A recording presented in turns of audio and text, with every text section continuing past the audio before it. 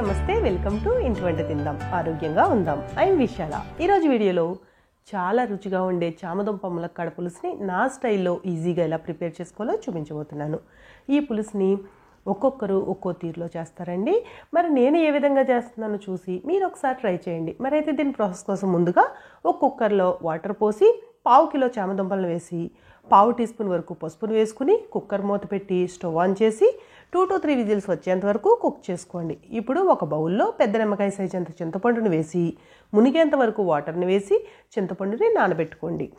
ఇప్పుడు cooker whistles వచ్చి pressure అంతా పోయిన తర్వాత చామదుంపల పైన ఉండే పొట్టును తీసేసుకుని పెద్దవైతే చిన్న చిన్న పీసెస్లా కట్ చేసుకోవాలి, చిన్నవైతే అలానే వదిలేసుకోండి. ఇక్కడ చూపించిన సైజులో పీసెస్లా కట్ చేసుకుని పక్కన పెట్టుకోండి. ఇప్పుడు స్టవ్ మీద కడాయిని పెట్టుకుని అందులో 3 టేబుల్ స్పూన్ల వరకు ఆయిల్ వేసుకోవాలి.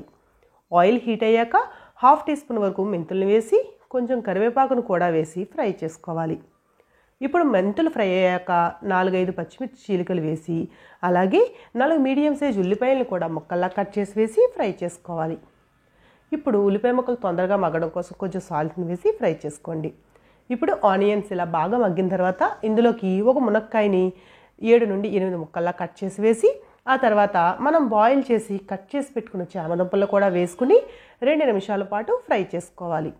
ఇప్పుడు ఇలా ఫ్రై చేసుకున్నాక ఇందులోకి 1/2 టీ స్పూన్ పసుపు, మీ స్పైసీకి సరిపడా అంటే 1 టీ స్పూన్ వరకు కారం, రుచికి సరిపడా ఉప్పు వేసుకుని మరొక 2 నిమిషాల పాటు మూతపెట్టి ఫ్రై చేసుకోండి. ఇప్పుడు ఇందులోకి మనం నానబెట్టి ఉంచుకున్న చింతపండు నుండి రసం తీసి యాడ్ చేసుకోవాలి. అలాగే పులుసుకు సరిపడా వాటర్ను కూడా వేసుకుని కలుపుకోవాలి. ఇప్పుడు ఇందులోకి 1 టేబుల్ స్పూన్ వరకు బెల్లాన్ని వేసుకోవాలి. బెల్లం ప్లేస్లో షుగర్నైనా వేసుకోవచ్చండి. అలాగే మీకు తీపి ఇష్టం లేనట్లయితే బెల్లాన్ని స్కిప్ చేసేయండి.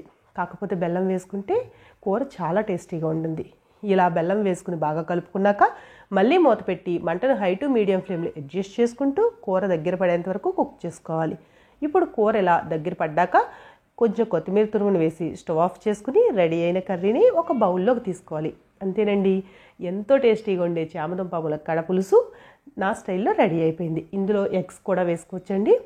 ఇప్పుడు ఈ కర్రీని మీరు కూడా నేను చేసిన విధంగా ట్రై చేసి ఎలా వచ్చిందో మీ ఫీడ్బ్యాక్ని కామెంట్ చేసి మీ ఫ్రెండ్స్కి రిలేటివ్స్కి షేర్ చేయండి.